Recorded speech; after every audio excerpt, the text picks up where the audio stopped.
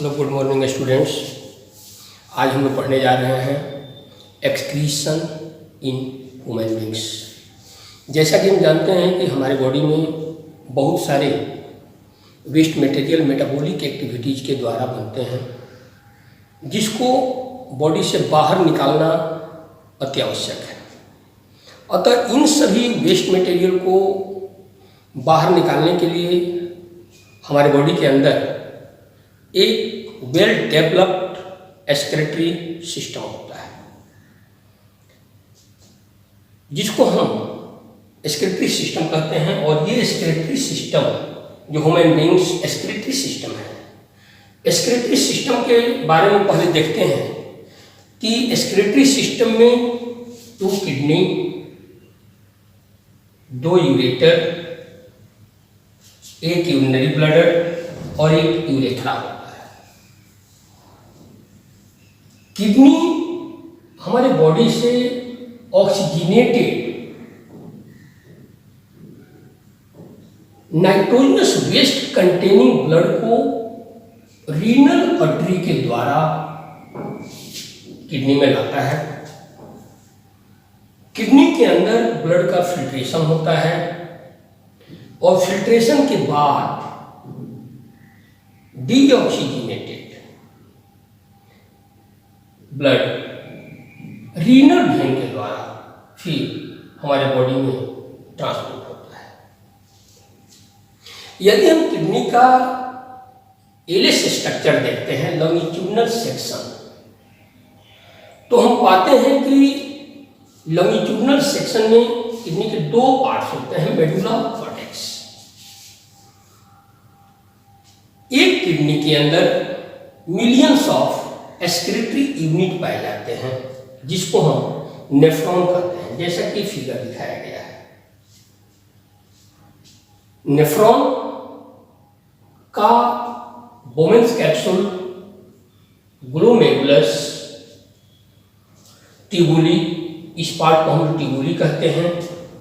ट्यूबुली को वैसे तो 3 पार्ट में डिवाइड किया गया है, लेकिन फिलहाल हमें केवल ट्यूबुली के बारे में ही जानना है कि ये पूरा ट्यूबुली है।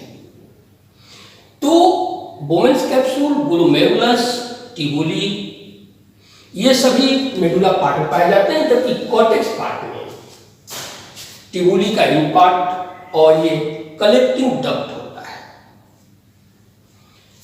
सबसे पहले अब हम ये देखना चाहते हैं कि किडनी के अंदर ब्लड का फिल्ट्रेशन कैसे होता है, किडनी कैसे ब्लड को फिल्टर करने का काम करता है। तो इसके लिए हम लोग एक्सक्रीटरी यूनिट, जिसको हम नेफ्रॉन कहते हैं, इसके बारे में जानते हैं। Renal artery oxygenated nitrogenous waste containing blood को नेफ्रॉन के कप लाइक स्ट्रक्चर के अंदर लाता है, जिसे हम ग्लोमेरुलस कहते हैं। ग्लोमेरुलस एक नेट लाइक स्ट्रक्चर है, मेश ऑफ ब्लड कैपिलरीज है,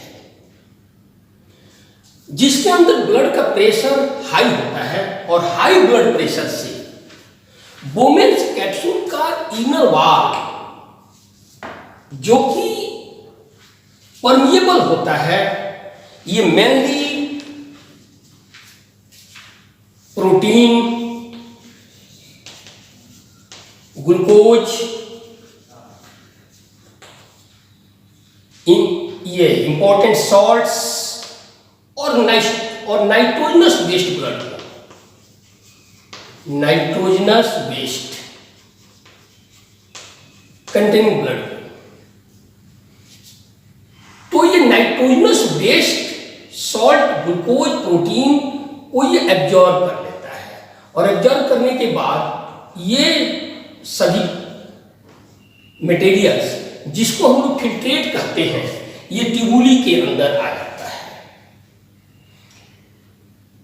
ट्यूबुली के अंदर चूंकि हमारे बॉडी के लिए एसेंशियल मटेरियल्स भी हैं, जैसे ग्लूकोज, प्रोटीन, इंपॉर्टेंट सॉल्ट्स और वाटर, तो इनमें से ये रीनल वेन अगेन इस टिबुली को नेट लाइक स्ट्रक्चर में क्वाइट कर लेता है और ये टिबुली से इंपॉर्टेंट मटेरियल्स को जैसे ग्लूकोज, प्रोटीन, सॉल्ट्स और सफिशिएंट अमाउंट ऑफ वाटर को एब्जॉर्ब कर लेता है। इस तरह से टिबुली के अंदर केवल नाइट्रोजनस बेस्ड मटेरियल और कुछ ब्लड बच जाते हैं, कुछ वाटर बच जाता है और जिसे हम यूरिन कहते हैं और यही यूरिन इस टिबुली के द्वारा कलेक्टिंग डक्ट में जाकर के जमा होता है, कलेक्टिंग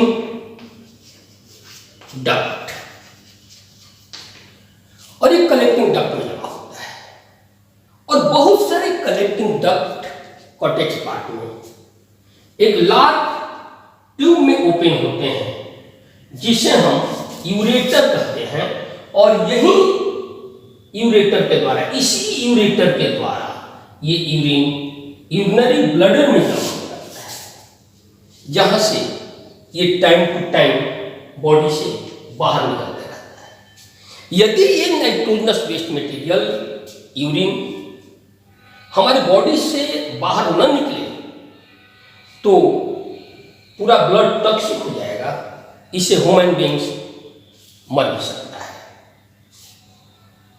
इसलिए किडनी का हमारी बॉडी के अंदर बहुत बड़ा रोल है, ये ब्लड को फिल्टर करने का काम करता है, बॉडी के अंदर वाटर के अमाउंट को रेगुलेट करने का काम करता है इत्यादि।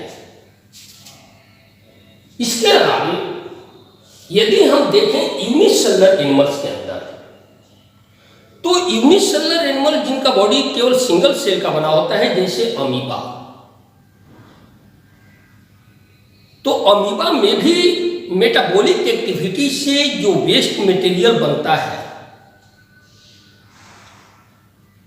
इस वेस्ट मटेरियल में कार्बन डाइऑक्साइड को तो ये अपने प्लाज्मा मेम्ब्रेन के द्वारा ही बाहर निकाल देता है, लेकिन नाइट्रोजनस जो वेस्ट मटेरियल है अमीबा के कंट्रेक्टाइल वेक्यूल में जमा होता है और धीरे धीरे ये कंट्रेक्टाइल वेक्यूल प्लाज्मा मेम्ब्रेन के नजदीक आता है और फिर प्लाज्मा मेम्ब्रेन के ब्रस्ट होने से पूरा नाइट्रोजनस मटेरियल बॉडी से बाहर निकल जाता है। Thank you.